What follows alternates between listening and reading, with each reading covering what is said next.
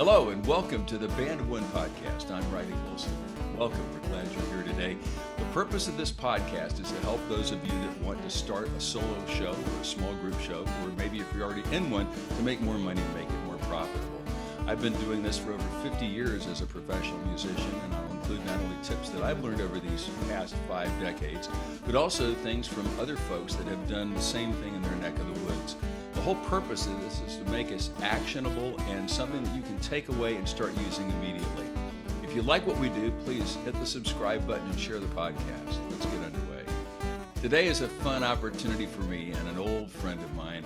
I've got today with me Michael Edwin Q. Welcome, Michael. Hey, how you doing? Good to see you. Good. It's good to be here. A little background. Michael, when I first moved to Dallas in 1996, was part of a company called Joan Frank Productions, a booking agency, began booking me almost immediately. But Michael's background is not unlike mine. He's also been a professional musician and entertainer, and we'll talk about your new job that you're doing. You've been a writer for quite some time. We'll get to that a little bit later. But today, I just want to focus on kind of the music backstory and kind of what you got to eventually into performing solo as I have. So let's begin at the beginning. First of all, why the guitar? Couldn't you have found something better to do with your time? What it was is when the Beatlemania hit, I've always enjoyed the process of creating things. But if you wanted a girl, you better be in a band. And there was a band that came to the high school, and they lost one of their guys. So to get in on it, I said, "Oh yeah, I could do that." It was only bass playing, and I played the chord pattern for like 2 years. Wow. C, F, F, F, G, G, G, just to be in on it. And then all of a sudden, I realized there was more to it than just one note, and I just started to get pretty decent at it. Quick pause right there. Like me, you're not from Texas. You're based in the Dallas area, as am I. But where did you begin? Where did the story start for you? The whole thing is in the New York area, New Jersey and New York, that whole Manhattan area. Okay. And then as I got better, I went from band to band. But I also got not bored with bass. I just said, well, if I could play basic, play. And I actually went and got the Berkeley series out of California and went through the whole Berkeley series on guitar. Wow. And got pretty decent that I kept working. Then I was playing mandolin, I was playing violin, playing a few other instruments as well. So I just kept working. And I was with my first wife, God rest her soul. She's from Texas, and she says, "I want to go back to see my friends and my family." So we came down here, and Texas was very different then. I couldn't believe how much work there was. There's still Pause for just a quick second. One of the things that I always tell our guitar students, the Berkeley College guitar book, the Bill Levitt book, is an incredibly difficult book to do. And for anybody to go through one volume, let alone 3, man, I'm going to send you a silver star in the mail. That's incredible. Well, it's faded now. You started off at bass, pretty much self-taught, and then taught yourself not only bass, but guitar and mandolin? Yeah, and violin. And wow. Yeah, so when I came down here, I went right into country music. And I didn't know anything about country music, so I was playing more rock, jazz, type of violin and mandolin, things like that. When did you come to the Dallas-Fort Worth area? I got here in 96, but I know a lot of people were here much before that. I got here in 75. Oh, wow. Yeah, 75. And it was amazing because that was before disco. And any place that had a corner that was empty and a plug, they put a band there. So there was so much work. I mean, within 2 weeks, I was making a living. And it was really great. But that didn't last long in a few years later, but it was unbelievable. I just kept working and working. And eventually disco came in, so there was a lot less work. And I wound up in more bands. And there's good parts to bands and there's bad parts to bands. And Some of the bad parts are really bad. I mean, someone would say, "Oh, I've got a contract.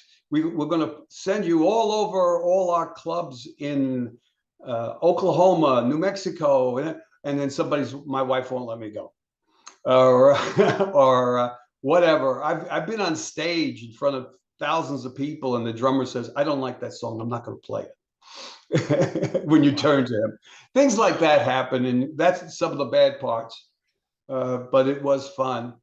And then when I hit 35, in my 30s, I started to get tired of it and traveling and hitting the road and 2 a.m. loading trucks and just said, I can't do this no more. So I quit.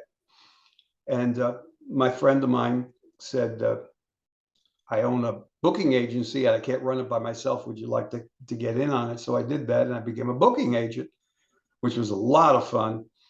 And but I missed the music. So all of a sudden I locked myself in the room again with some more studies and became a classical guitarist. Wow. That took about a year, and I was Really? playing. You think? Yeah, well, Classical I had guitar to is start. incredibly difficult. You know, the great Andy Summers of the Police one time said that it is a blank. He said that he had to play probably 30 minutes to an hour of classical pieces every day just to keep up with the repertoire. And he studied it at Cal State Northridge back in the mid 70s before the Police became a worldwide phenomenon. So if Mhm. Andy Summers says it's tough, and Riley, who's taught It's guitar tough. for 40 years, says it's tough, you can believe it's tough, I viewers. know it's tough. I know it's tough, but I mean, he was like, what else am I going to do? I really wanted to do it again. So I called my friend who was the head booking agent, and I said, could you book me as a classical guitarist? He goes, yeah, a little bit, not much. Then one day he calls me up. He says, you're Italian. I said, yeah, I come from an Italian family. He says, do you know any Italian music? I said, a little, but not much. He says, if you could get some Italian music, I'll book you. So I called up all my aunts and uncles that were still alive at the time, and they all helped out. And I wrote out all the songs, and I wrote them out phonetically because I cannot speak English. I speak English either, but I cannot speak Italian. I understand it to a degree from being around it. I knew when my parents were talking about me uh, and what they were talking about at school or whatever. So I wrote it all out. And I found out there are a few people in the Texas, Dallas area that have get-togethers. There's a lot of Italian clubs, a lot of pizzerias, a lot of restaurants who would call and say, we need somebody who could play Italian music. And they would say, oh, I've got a guy who plays Volare. And what else does he play? Oh, he plays Volare, and that's Amore. And that's as far as they go. And I had 8 hours of Italian music. And I did not get rich, but I never worked so much in my life. There were plenty of weeks I did 9 gigs a week. Wow. Yeah. And I did a lot of weddings, Italian get-togethers, Italian this, Italian that. I've even been playing in a restaurant on a break. They say there's a phone call for you, and it'd be another Italian restaurant and say, what are they paying you over there? Like I said, I never got rich, but the amount of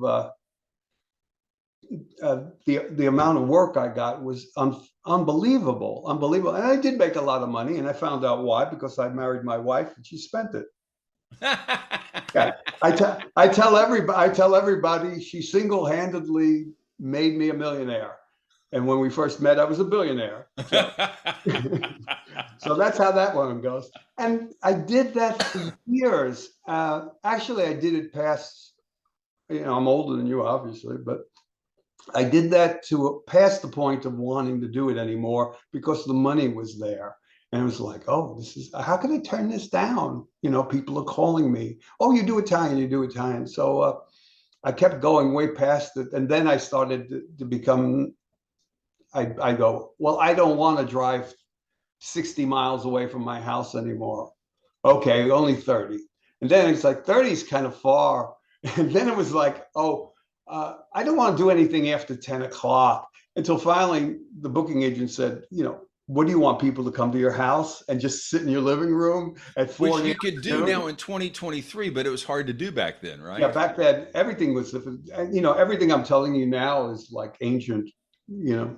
Well, but So hang on a second, because there's a lot of valuable intel you just shared with folks, and I want to interject please. or just ask one question here, because obviously, for somebody that can play guitar and bass and mandolin and violin that now knows classical guitar, right? There's five things right there, five Right. different things, and now you're doing Italian stuff.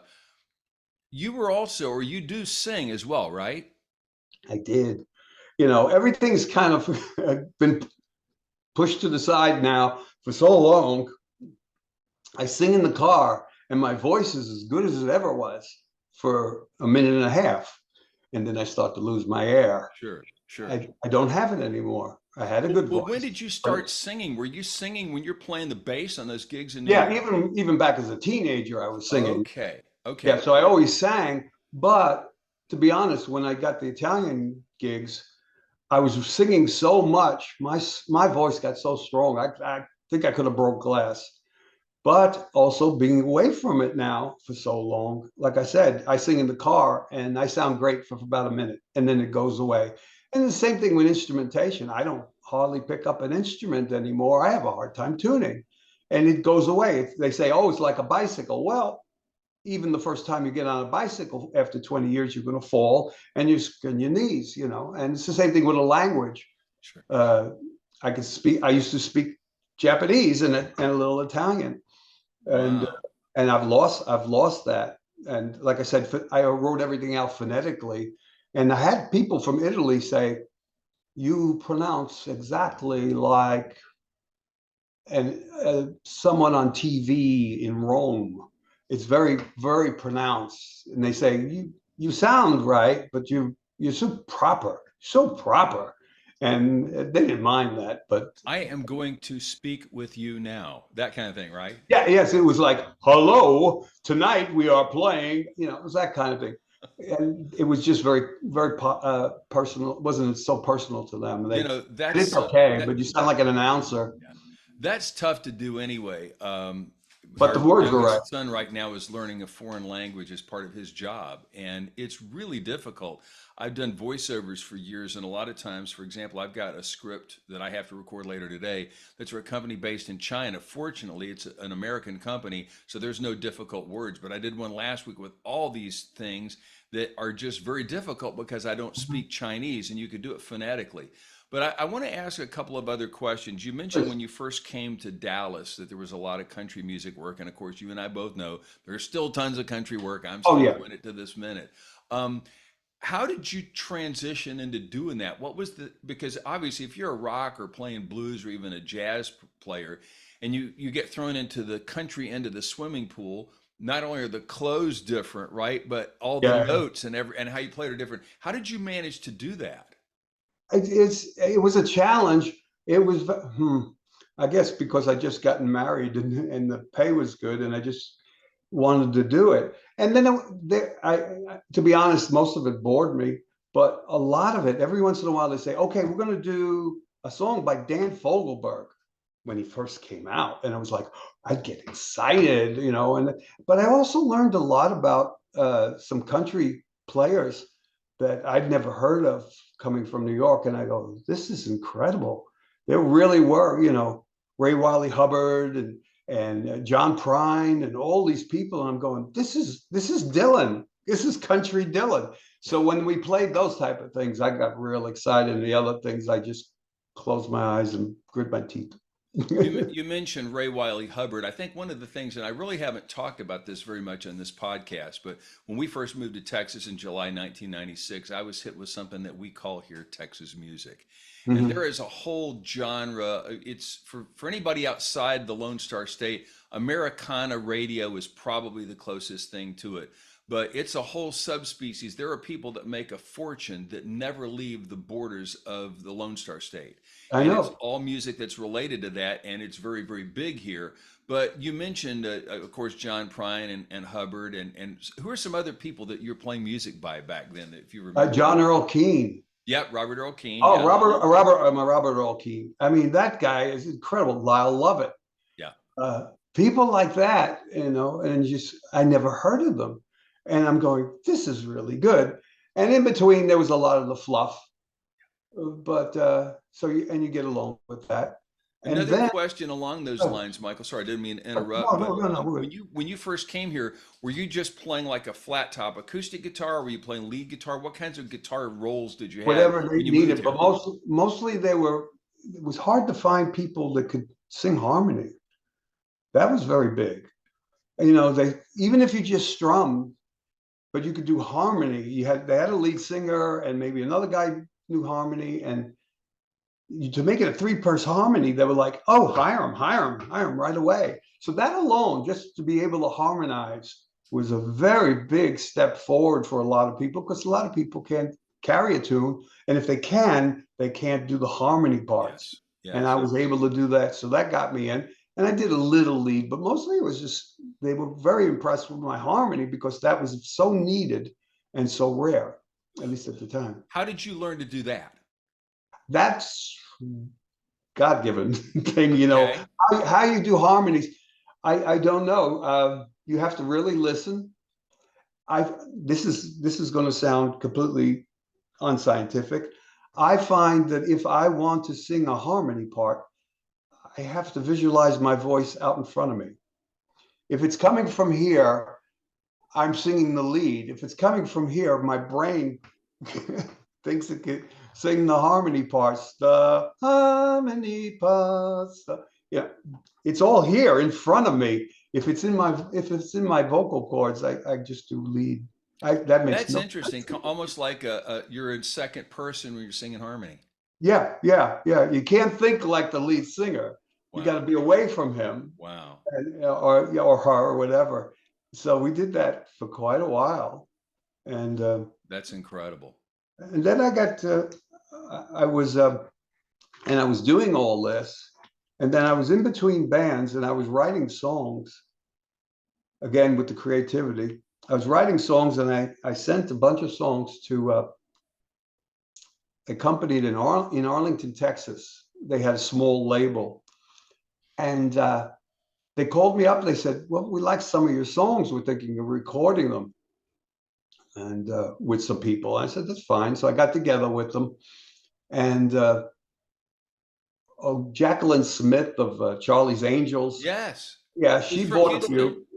Yeah, she bought a few, and she had her cousin record them, and there was little stuff like that. Nothing monstrous, but I was working and I was selling. And they called me one night.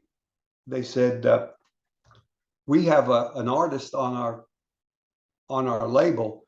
I forget his name, but I remember the name of the record. It was Country Music Fever, which came out when they had Saturday Night Fever. Yeah. This was a country version of Saturday Night Fever called Country Music Fever. And they said he's supposed to do 2 shows in Oklahoma City, but his bass player just quit. Why don't you come up with us and play bass on these TV shows?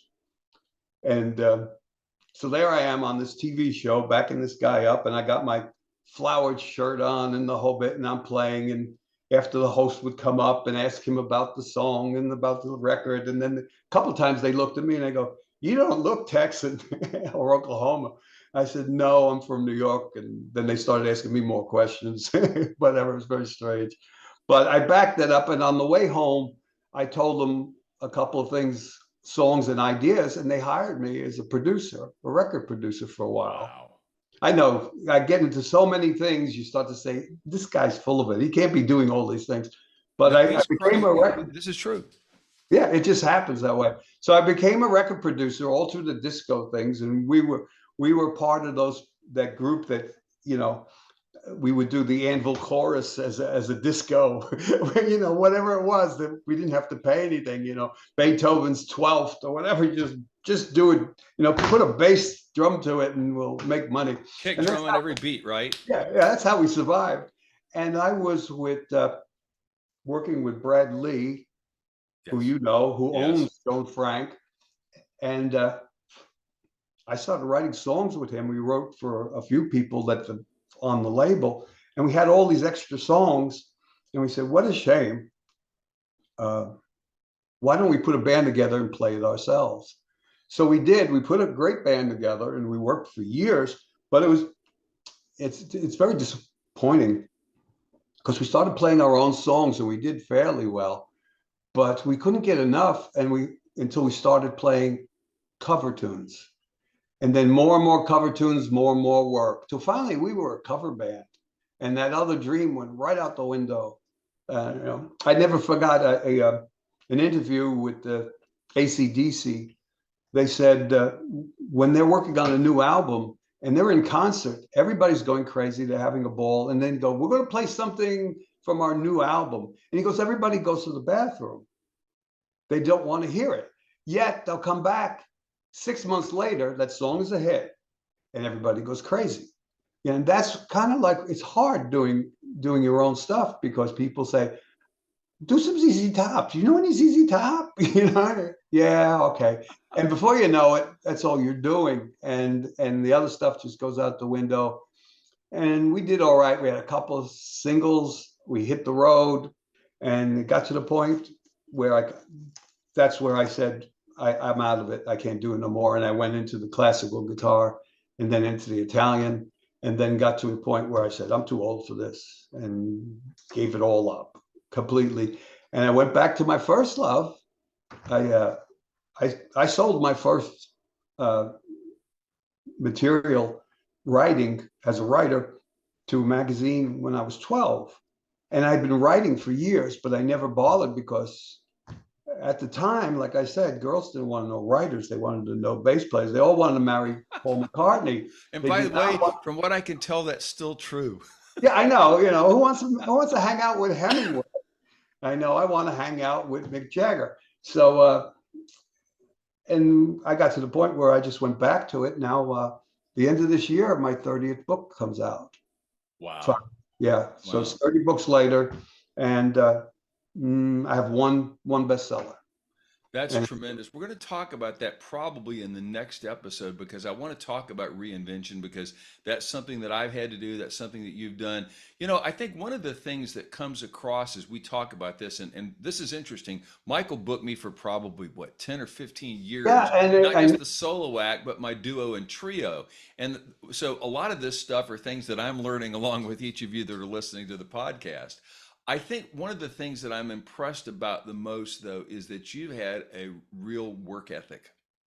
Mm-hmm. No, so did you. And that's one of the reasons I hired you. I understand, but here's the interesting thing about this to me. I know that a lot of folks that may be listening to this may play more than one instrument, but at some point to decide, okay, I'm going to learn this genre, or I'm going to do this, or I'm going to do that, that takes a lot of discipline. It takes a lot of motivation. Of course, when you're getting called on a break, hey, how much are they paying you? I'll pay you X dollars more. When you get called for that, that's a wonderful thing to be able to do. But I'd like to address that work ethic. For example, when you decided that you're going to learn country music, I'm assuming you went home and started practicing a bunch of country tunes? That's it. It's all simple. But it may be simple, but how many hours a day were you spending on that? Again, if you're a rock and blues guy and you get thrown into left field, now I've got to play a brand new song. The same as I do now, 4 to 6 hours a day. Wow. Yeah. And I still do that. I get up in the morning and I write for 4 to 6 hours. So, and when I was a musician, I did 4 to 6 hours.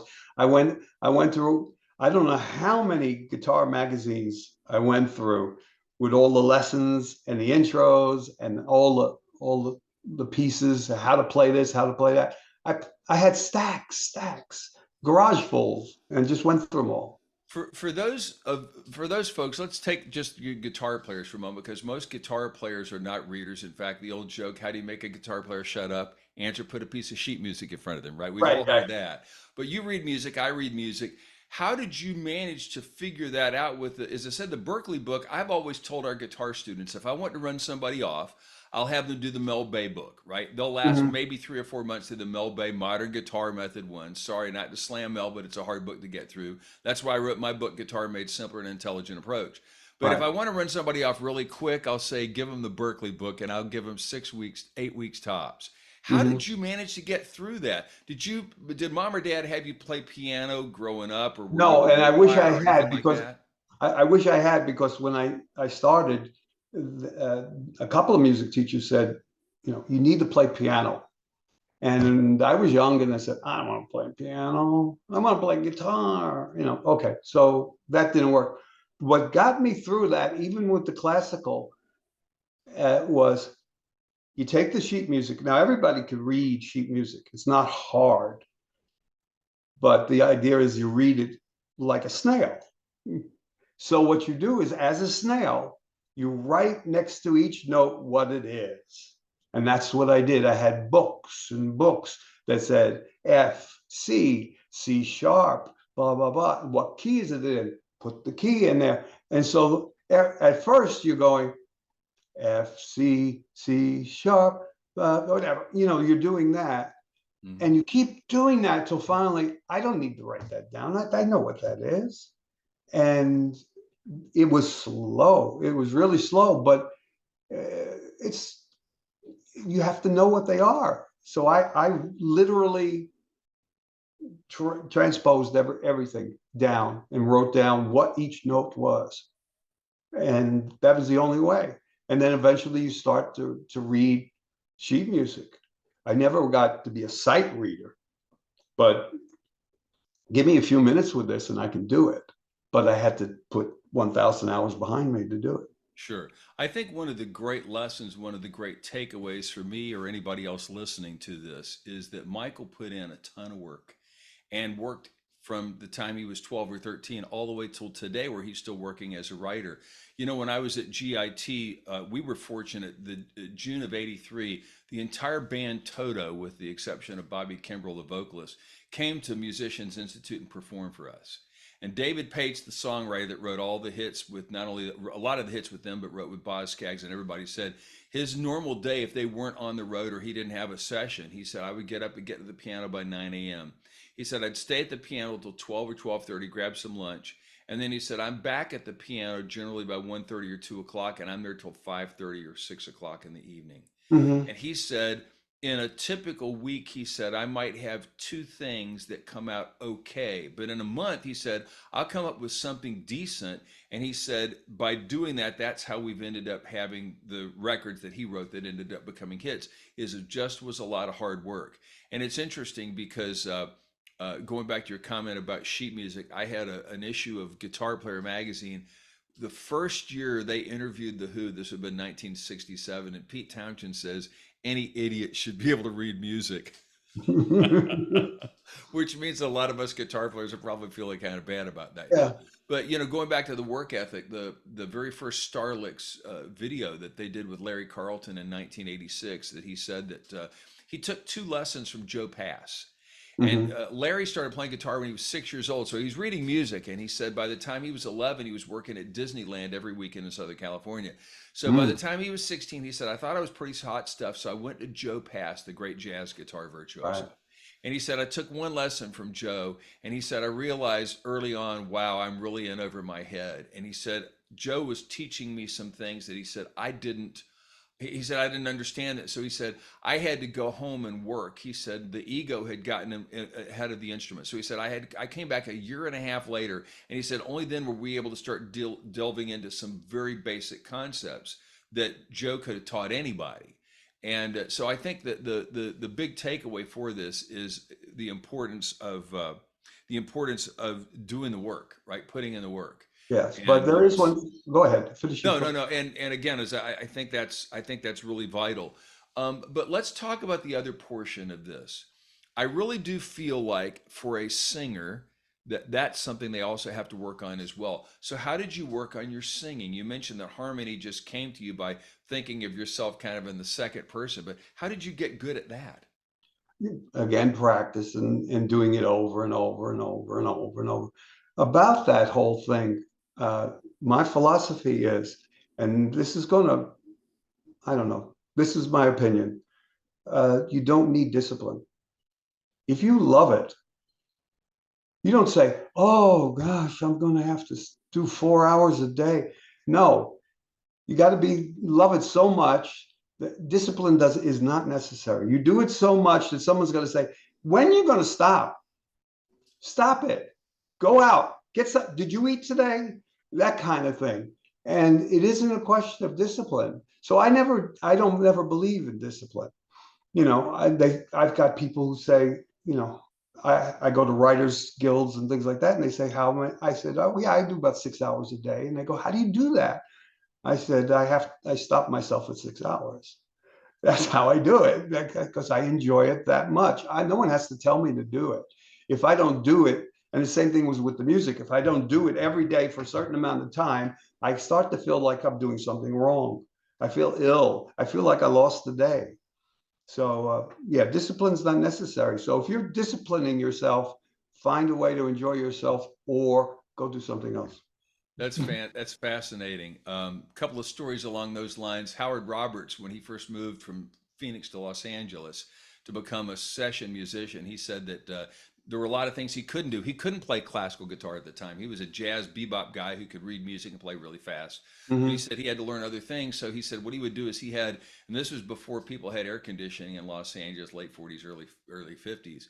He had a bag of chocolate chip cookies. He said he would put in the refrigerator, and Uh-huh. after 45 minutes to an hour of playing, he would go in the refrigerator and pull out one chocolate chip cookie. Eat that.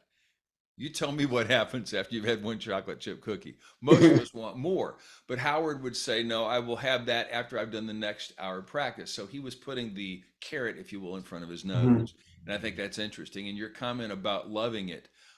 There's a story. I watched a documentary the other day about the great guitarist Randy Rhoads, who worked with Ozzy before he was killed in a plane Okay. crash. And Randy had an enormous pedal board that he would use, and he would take that in his room when they were at a hotel practicing.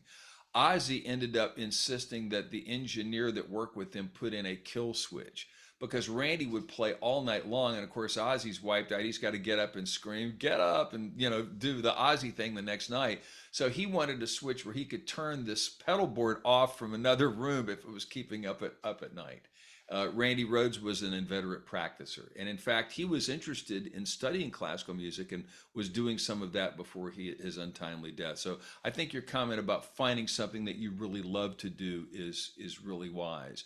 Um, when you started doing I guess the big question would be, when did you start playing solo? Was that the classical guitar gigs, Yeah, or it okay, was really the classical. okay, Yeah, okay, and that's how in my mind a classical guitarist is a full orchestra. And I didn't want to get in a band anymore. I didn't want to do those late hours. I didn't want to do that lifting. I didn't want to mess with all those personalities again. So I started with the classical guitar. I knew I could strum and play folk music, but that didn't appeal to me fully. And also, there's not enough of it. I mean, in New York, there was a lot of folk places to play, but sure, even then, only the cream of the crop came to the yeah. top. So, So by the way, were you playing fingerstyle guitar before you started classical? no, Oh, and wow. as you go to the thing, and that also on the sheet music, I was not only writing that, I was going thumb T 1, 2, 3, 2, 1, boom, boom, boom, boom, boom, boom, boom, boom, boom. Yeah. So and then eventually you start to know the song, and you go, I don't need that. But yeah, I wrote down thumb and 1 and 2, Yeah, and yeah, yeah, or yeah. Pina, Thumb, whatever. index, middle, appoggiatura, or Yeah, the ring right. That finger. kind Yeah, of thing. And I absolutely, did a lot of absolutely. that. And that's just, go starting off very simple, going thumb, finger, thumb, finger, thumb, finger. Do that for a week, and then all of a sudden thumb, finger, finger, finger, thumb, finger, finger. And just it's a time thing. But if you're enjoying yourself, it just goes by. One of the interesting things that you just mentioned, and I haven't heard anybody else that we've talked with, and I haven't mentioned it yet, but one of the great things about playing solo is that the hours generally are better. Yes. If you play a rock and roll nightclub, you may not start until 9 or even 9:30 at night, Hmm. and many solo gigs you're done by that time. For Uh-huh. example, I've got two shows next week. One is from 6 to 8 p.m. and That's another very one the next night is like 3 to 5:30 p.m. So they're often available late afternoons, evenings, and generally by most of those places you're done by 10, maybe 11 o'clock tops. And that is a real blessing because several of us actually like to get a reasonable night's rest. Yeah, right. Right, Yeah. which is a great thing. When you started playing classical guitar and you're doing that, you're not really singing on those shows. It's just No, classical not at guitar. first. And I'll tell you a quick little thing about classical. When I was a guitar player in country or rock, they treat you pretty bad. You go around the back, and when you're a classical guitarist, they go, the classical guitarist is here. And they bring you in the front door, they hand you a drink, ask you if you're hungry, and introduce you to everybody. I don't know what that whole thing is all about. But when these are the same people who hired me 8 years earlier as a rock and roller, and they were like, eat in the kitchen, don't stick your head out until we tell you. It's that kind of thing. Very strange. It's very Yeah. strange. Absolutely. By the way, one of the things that you had told me years ago when you would approach a restaurant, particularly if it's a restaurant that you hadn't played before, what did you tell them about kind of what you were going to be able to do, talking about like when you're coming in to play the Italian stuff? Well, one of the things I did say, I said, if you put my name outside or anything like that, I'm not going to bring anybody. Nobody comes in because they say, oh, what I do is I make it more enjoyable. They'll come back. You can't, you put a sign out. I've seen guys do it. They put a sign out and it says, singer, guitarist. But the people, next time they're going out, they're going, where do you want to eat? Let's go to that one place. That guy was fun, or whatever. That's very important because you're not going to build up their business. You're going to keep their business, and which is in a sense building it. I think that's absolutely true. I had a gig at a steakhouse here in town in the late 90s, and there were a lot of times when the kitchen overpromised and underdelivered. They weren't able to get people's food out on time. So if they've had a drink or two and they're singing along, they're a little bit less frustrated if the food doesn't arrive on time. And I think Definitely. that those are all great things. Um, we'll wrap up here now, and we'll do another conversation about the booking side of things going forward. But man, what a lot of great and actionable information! I really do Thank appreciate you. that, Michael. Well, I enjoyed just speaking with you. It was really Wonderful. Well, fun. we'll do this again in another episode. You've been listening to the Band of One podcast. I am Riley Wilson, and thanks for joining us. We hope you've enjoyed this episode, and if you like it, be sure to share it and be sure to subscribe so that you can get more actionable information to help you grow a solo show or a small act group. Also, if you have ideas for upcoming podcasts, we'd love to hear from you. You can reach me through our podcast on the YouTube, not YouTube, but you can reach us on the podcast on Facebook, Band of One. You can also email me through our webpage, which is guitarmadesimpler.com. I'm Riley Wilson. See you next time. God bless. Take care.